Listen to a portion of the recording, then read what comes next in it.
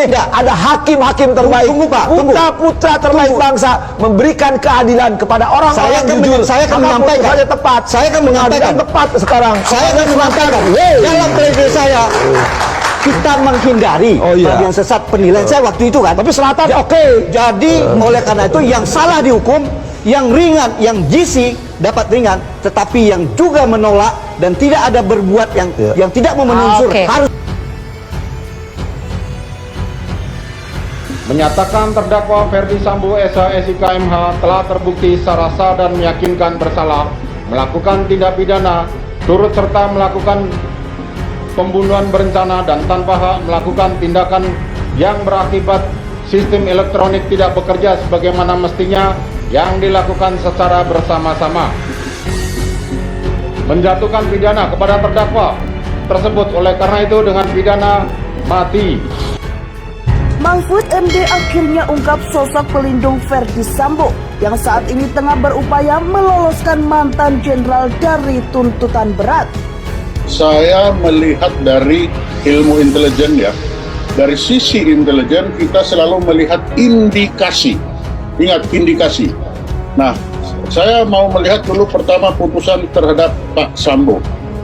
Sambo saya melihat ada indikasi itu ada. Kenapa? Jaksa dalam menuntut penuh semangat, tidak ada satupun yang meringankan, semua unsur-unsur untuk 340 untuk maksimum itu terpenuhi. Jadi ibaratnya jaksa sudah bilang, misalkan ada kotak yang rodanya 4 ditarik oleh mesin, sudah pasti semua orang akan bilang itu mobil, ya semua bilang mobil. Tapi apa yang dilakukan oleh jaksa? Dia sudah bilang ada 4 roda ditarik oleh mesin, punya setir, tapi dia bilang itu delman. Nah, itu ibaratnya. Jadi saya hanya melihat dari apa yang disampaikan oleh jaksa. Di persidangan semua unsur-unsur untuk hukuman maksimum itu sudah terpenuhi maksimum. Ada 2 masalah di situ. Dia sebagai untuk membunuh dan ada lagi sebagai apa itu? Obstruction of justice. 2. Apakah ada celah bagi Sambo untuk melepaskan atau mengkoreksi putusan yang sangat berat bagi dia, itu hukuman mati? Siapa sih orang yang betul-betul berani mati itu, mau dihukum mati? Tentunya tidak ada. Bahkan sebenarnya berani hidup itu lebih bagus, tapi orang lebih takut berani mati. Takut mati. Tapi kalau saya mulai dari putusan, hakim itu selalu mempertimbangkan satu hal yang paling penting di antara 2 lainnya. Dan itu harus berdasarkan kepastian hukum. Hukum mengatur dengan demikian. Tapi apa betul dengan suatu kepastian itu akan timbul keadilan? Kalau tidak didampingi dengan manfaat. Manfaat menjadikan adil itu menjadi real.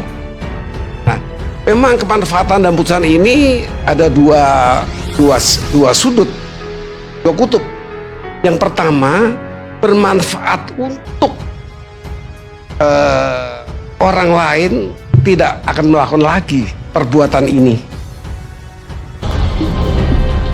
Sesuai dengan harapan kami dan doa kami kepada Tuhan yang kami panjatkan setiap saat, Tuhan telah nyatakan mujizatnya melalui perpanjangan tangannya, yaitu hakim sebagai utusan di muka bumi ini. Mereka telah memberikan harapan kami sesuai dengan perbuatan Sambo, dia mendapatkan putusan vonis yaitu hukuman mati.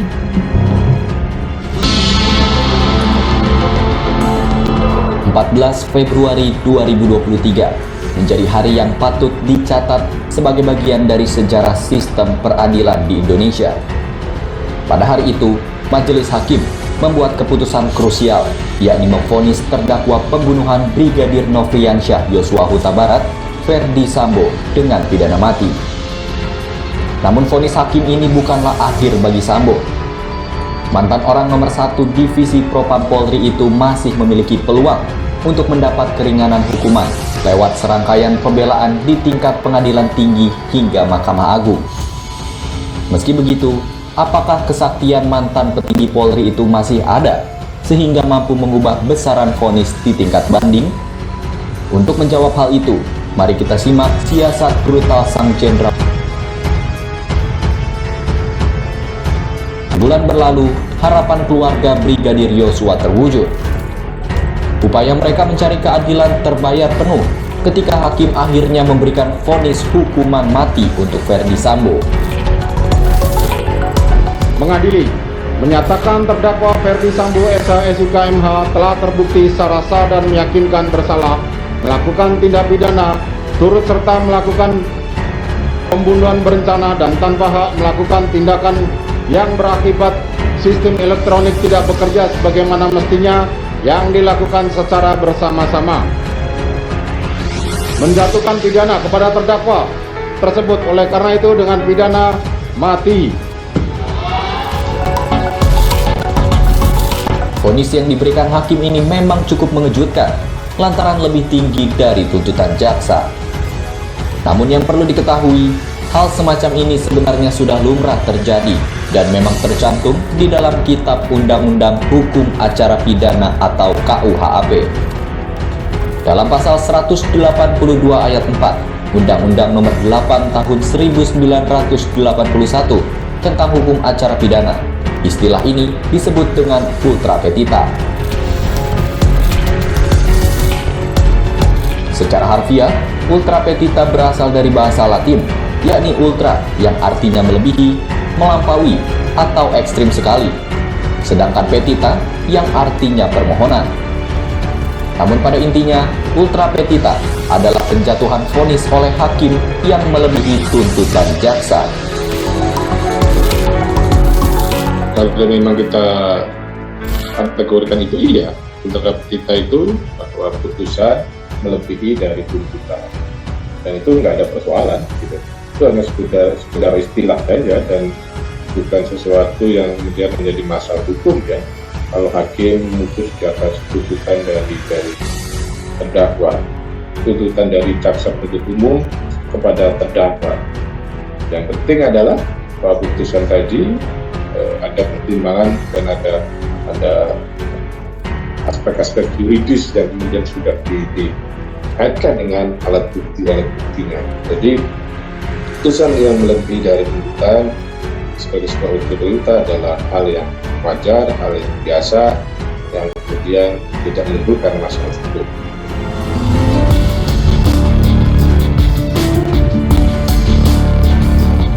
Vonis mati terhadap Ferdi Sambo memang belum inkrah. Namun tak dipungkiri, majelis hakim di bawah kepemimpinan Wahyu Iman Santoso dinilai berjasa dalam memperbaiki citra peradilan. Berbagai elemen masyarakat memberikan apresiasi terhadap kinerja para hakim. Salah satunya disampaikan Ibu Brigadir J. Rosti Simanjuntak. Rosti memuji sekaligus berterima kasih kepada para hakim yang telah memvonis mati dalam pembunuhan sang anak. Sesuai dengan harapan kami dan doa kami kepada Tuhan yang kami panjatkan setiap saat, Tuhan telah nyatakan mujizatnya melalui perpanjangan tangannya, yaitu hakim sebagai utusan di muka bumi ini. Mereka telah memberikan harapan kami sesuai dengan perbuatan Sambo. Dia mendapatkan putusan vonis yaitu hukuman mati. Jadi kami keluarga sangat-sangat berterima kasih kepada semua para hakim maupun semua publik maupun media, semua yang mendukung kami, terlebih itu kami pengacara, semua pihak keluarga kami sangat-sangat berterima kasih. Semoga Tuhan Yesus memberkati semuanya.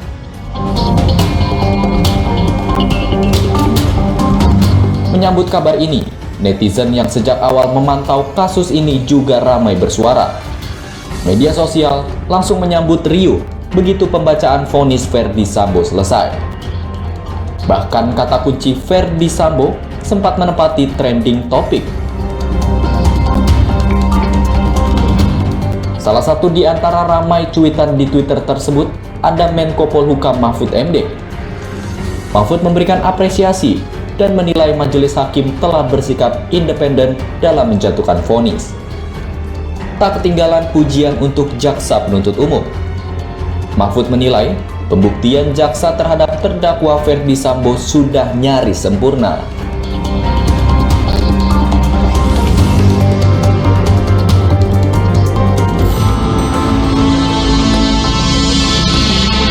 bulan sudah para hakim bergulat di persidangan demi memberikan putusan seadil-adilnya bagi semua pihak. Meski sempat diwarnai sejumlah isu seperti gerakan bawah tanah, hakim akhirnya membuktikan independensinya. Mereka dengan berani menjatuhkan vonis hukuman mati untuk bekas Kadif Propam dengan sejumlah pertimbangan. Hakim menyimpulkan setidaknya ada 7 hal yang memberatkan Sambo hingga diputuskan untuk vonis mati. Perbuatan Sambo yang dinilai berdampak luas, mulai dari mencoreng nama Polri, menyeret anggota Polri ke pusaran kasus, hingga membuat gaduh di tengah masyarakat.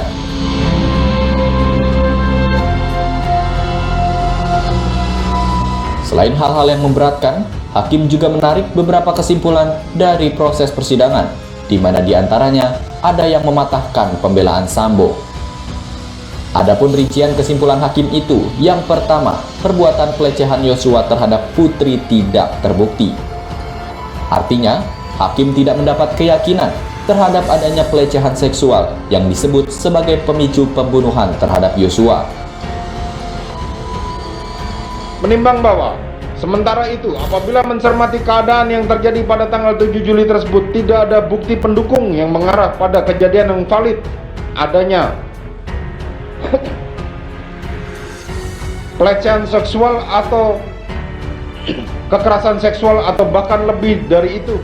Tidak adanya fakta yang mendukung Putri Chandrawati mengalami gangguan stres pasca trauma, post traumatic stress disorder, akibat pelecehan seksual atau perkosaan.